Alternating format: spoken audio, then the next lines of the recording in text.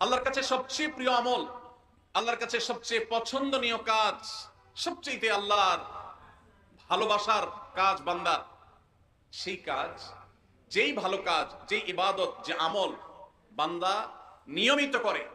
পরিমাণে সেটা অল্প হলেও হোক, পরিমাণে অল্প কিন্তু করে নিয়মিত,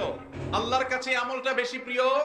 সেই আমলের তুলনায় যে আমল একসাথে অনেক করা হয় কিন্তু পরে আর করার কোনো খবর নেই। কেউ রমজানে কোরআনে কারীম 2 খতম দিয়েছেন, মাশাআল্লাহ, কেউ 3 খতম দিয়েছেন, কিন্তু রমজানের পরে কোরআনে কারীম 3 খতম, 2 খতম, 1 খতম দেয়া তো দূরের কথা, পরবর্তী রমজান পর্যন্ত আর কোরআনটা ছুঁয়ে দেখা হয় না, খুলে পড়া হয় না, তেলাওয়াত করা হয় না,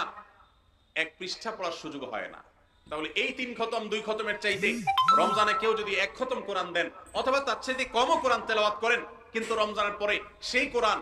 দিনে হয়তো 2-5 পারা পড়তে পারেন না,